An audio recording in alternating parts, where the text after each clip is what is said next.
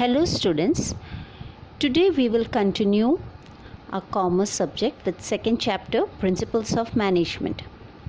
Today we are going to discuss on principle of scientific management. Scientific management is a mental revolution on the part of a particular unit of employees in a factory. It's a totally mental revolution towards their tasks, duties, colleagues and owners.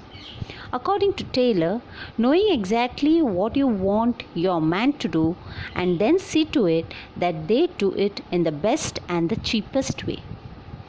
So let us learn principles of scientific management. First, scientific method. There are two methods of performing the work. More concentration is to be given to scientific method. If we can get best outcome through traditional method, that should be also considered. Second, planning and implementation. There should be two departments, one to prepare plans and other to implement it. Experts are to be appointed to prepare the plans. Workers should be motivated to follow the plan. Job analysis. Job analysis means to get the work done fast, at its best and with minimum cost. It includes time study, motion study and fatigue study. This helps in increasing the productivity of work. Standardization. Standardization and simplicity are scientific processes which are to be done in advance. Equipment, time, situation of work, etc. are to be considered. It deals with quality of work. No compromise must be made for. Fifth, scientific selection and training. Workers are the main base of success of any business. So workers should be selected scientifically. Some benchmark standards should be adopted related to qualification, skill, strength, training, interest, etc. Workers should also be updated by new trends in the field of their work by giving proper training time to time. Sixth, financial motivation or financial incentives. We find workers with more skill and workers with less skill. All the workers are to be motivated. There are different kinds of motivation schemes. Experts recommend financial motivation. In other words, wages should be decided on the basis of skill, ability and performance of the workers. Seventh, economical. Cost of production should be less. Low cost will result into high profit. Cost control and cost estimation method should be considered. Care should be taken such that the quality of the product remain the same and the cost of production is reduced. Eighth, mental revolution. There should be mental revolution between the owners and the workers. This will reduce the stress level among both the workers and owners. With low stress, quality of work will increase and goal can be achieved in time with minimum deviation. So from the above explanation, we can say that the scientific management presented by F.W. Taylor removes the distance between the owner and the worker. Creation of harmony will help in achieving the goal. Techniques of principles of scientific management. Frederick Taylor emphasized on adoption of scientific methods to the problems of management. He thinks that a worker should be paid wages on the basis of his efficiency. So he suggested three techniques for scientific management: time study, motion study, and the third, different wage system. Time study. Time study is a scientific study conducted to decide the time for a certain work to be done. Motion study. Motion study means the method of removing wastage of resources due to unnecessary and unproductive movement of men and material. Differential wage rate study. Differential wage rate study is a study deciding motivational wage to the worker.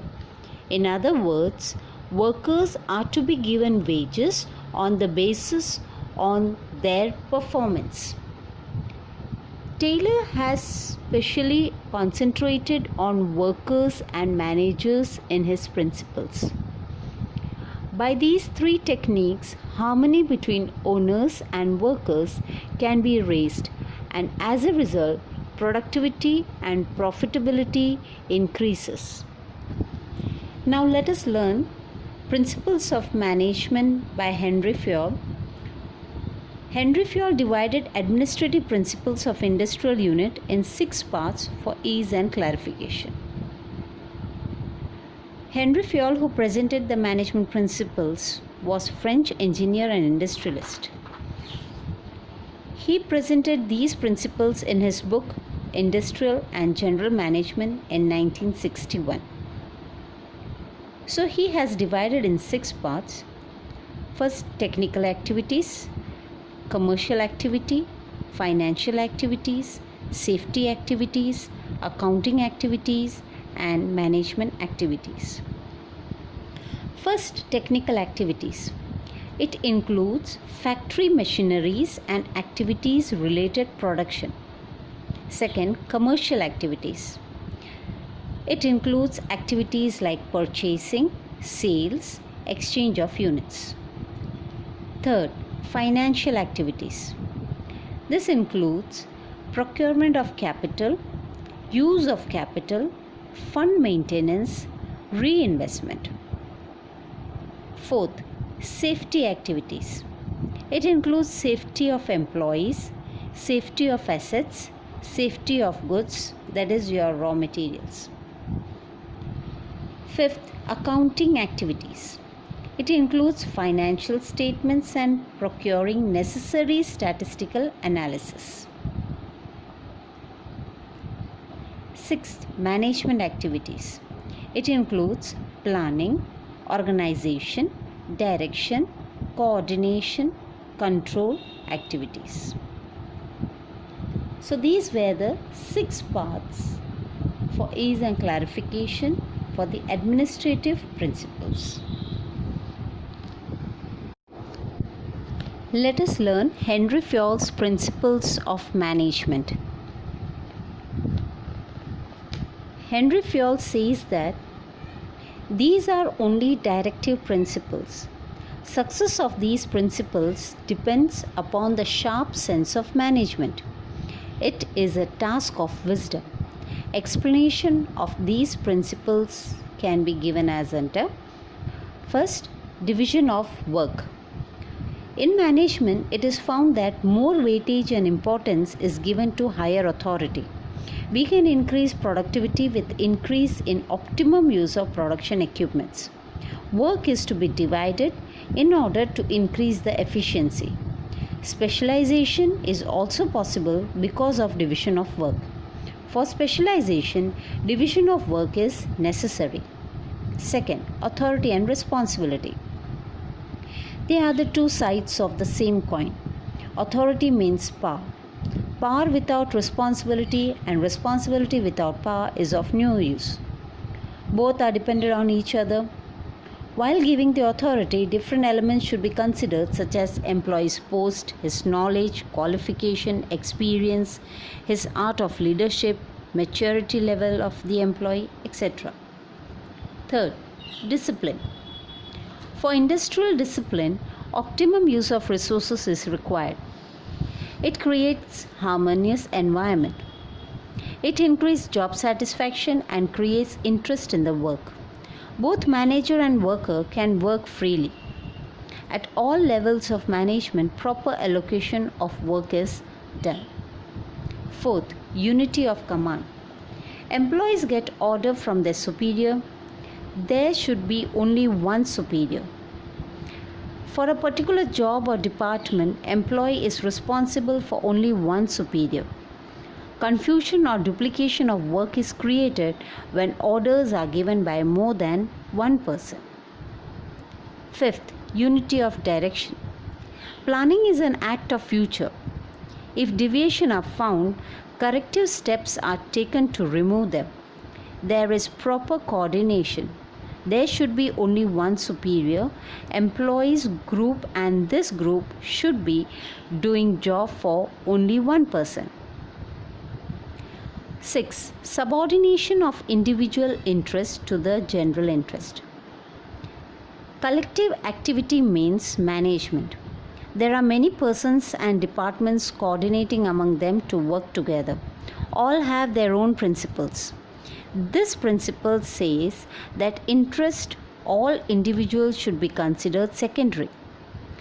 It means common interest is the main aim of any business. 7th, remuneration of personnel.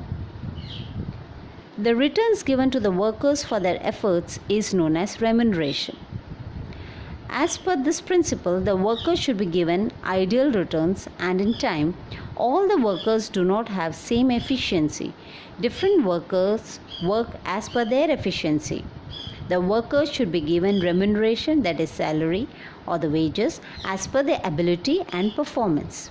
Incentives like bonus, profit sharing, co-partnership, etc. should be encouraged. 8th, centralization. There must be clarity that to which extent the business is using centralization or decentralization. Both are equally effective. If powers are delegated, it is decentralized. If powers are not delegated, then it is centralized. Centralized is effective in small units, whereas in big or gigantic business unit, decentralization is effective. 9th, scalar chain. There should be a chain from top level to bottom level management. This chain should not be broken. Top level should be given highest power, whereas bottom level should be given minimum powers. All the workers should be aware about whom to report and from whom to take the order. Scalar chain moves from top to bottom. 10th, order. This principle concentrates on two elements, that is, order of raw material and social order. All types of workers should be recruited at proper place. In other words, raw materials and workers both should be in right number and in right place. 11th, equality. Employees are human, they are sensitive, they are part of managerial system, so there should be equality among workers. Superiors should take proper care that they maintain equality among the worker. They can be practical rather than following traditional techniques. 12th, stability of personal tenure. Staff is the asset of our business. They become invaluable asset as they are stable and permanent. Labor turnover rate reduces. If the employees are in one unit for a long time, they can develop themselves and contribute in the business. So labor turnover will be less. Special arrangements should be made for permanent workers by giving them training and incentives. 13th, initiative.